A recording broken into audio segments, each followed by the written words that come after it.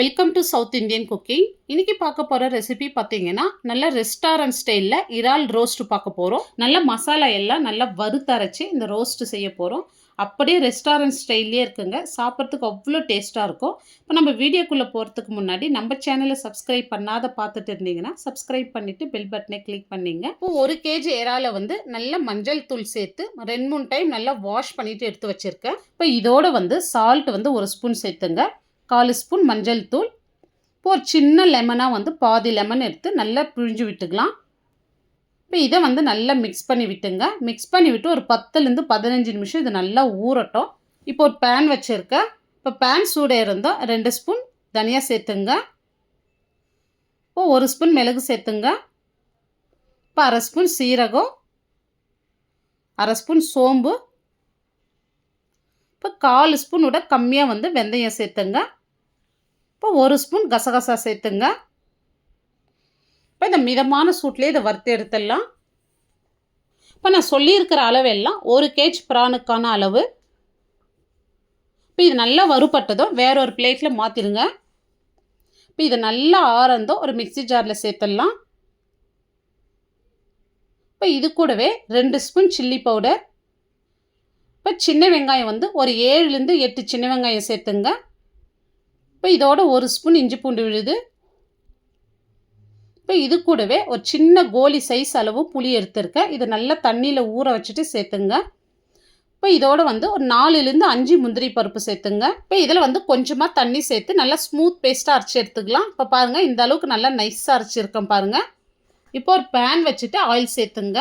இப்போ ஆயிலுக்கு பதில் நீங்கள் நெய் கூட சேர்த்துக்கலாம். இப்போ ஆயில் சூடே இருந்தோம் இதோட வந்து இறால் சேர்த்துடலாம். இப்போ இதை வந்து மீடியம் ஃப்ளேம் வச்சுட்டு நல்லா இந்த ஆயிலே மிக்ஸ் பண்ணி கொடுங்க. இந்த ஆயிலே நல்லா அப்படி வதக்கி விட சொல்லும். இது பெரிய இறான்றதுனால நல்லா தண்ணி விட்டு வரும். பாருங்கள் இது 2லேருந்து 3 நிமிஷம் வதங்கினா போதும். இப்போ இந்த அளவுக்கு வதங்குந்து போதும். இப்போ இதை வேற ஒரு பவுலில் மாற்றிடலாம். இப்போ இதை மாற்றிட்டு இப்போ நம்ம அரைச்ச பேஸ்ட்டு இதோட அப்படியே சேர்த்துருங்க. இப்போ மிக்சி ஜாரில் கொஞ்சமாக தண்ணி சேர்த்து இதோட சேர்த்துருங்க. நிறைய தண்ணி சேர்க்காதீங்க. இப்போ சேர்த்துட்டு நல்லா மிக்ஸ் பண்ணி கொடுங்க இந்த மசாலா வந்து. இப்போ இதில் வந்து கொஞ்சமாக வந்து இப்போ நம்ம கல் உப்பு சேர்த்துக்கலாம். ஆல்ரெடி இறாலில் வந்து நம்ம கொஞ்சமாக சால்ட்டு சேர்த்துருக்கோம். இப்போ இந்த மசாலாவுக்கு தேவையான அளவு மட்டும் கல் உப்பு சேர்த்து நல்லா மிக்ஸ் பண்ணி கொடுங்க. இப்போ இந்த மசாலா வந்து மீடியம் ஃப்ளேம்லேயே 4லேருந்து 5 நிமிஷத்துக்கு நல்லா குக் ஆகட்டும். இப்போ பாருங்கள் 5 மினிட்ஸில் நல்ல ஒரு தொக்கு கன்சிஸ்டன்சிக்கு வந்திருக்கு. இப்போ மசாலா பார்த்தீங்கன்னா நல்ல ஒரு திக் கன்சிஸ்டன்சியில் இருக்குது பாருங்கள். இப்போ நல்லா குக்காக இருக்குது மசாலா எண்ணெய் பிரிஞ்சு. இப்போ வந்து நம்ம வதக்கி வச்ச இறாலை வந்து இதோட சேர்த்துடலாம். இப்போ இதை சேர்த்துட்டு மீடியம் ஃப்ளேமில் 3 நிமிஷம் மட்டுமே இருந்தால் போதும். இந்த மசாலா வந்து இந்த இறாலில் இறங்கினா மட்டும் போதுங்க. ஃபஸ்ட்டே 3 நிமிஷத்துக்கு ஆயிலே நல்லா வந்து வேக வச்சுருக்கோம்.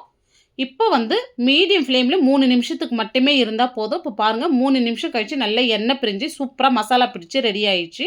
இப்போ ஸ்டவ் ஆஃப் பண்ணிவிட்டு கருவேப்பிலை கொத்தமல்லி நல்லா பொடியாக நறுக்கிட்டு சேர்த்துங்க. இப்போ நல்ல ஒரு ஃப்ளேவர்ஃபுல்லான ரெஸ்டாரண்ட் ஸ்டைலில் இறால் ரோஸ்ட் பண்ணியிருக்கோம். இந்த வீடியோ உங்களுக்கு பிடிச்சிருந்தா நீங்களும் இதே மாதிரி செஞ்சு பாருங்கள். லைக் பண்ணுங்கள், ஷேர் பண்ணுங்கள். நம்ம சேனலை சப்ஸ்கிரைப் பண்ணாத பார்த்துட்டு இருந்தீங்கன்னா சப்ஸ்கிரைப் பண்ணிவிட்டு பெல் பட்டனை கிளிக் பண்ணிவிடுங்க. தேங்க்ஸ் ஃபார் வாட்சிங்.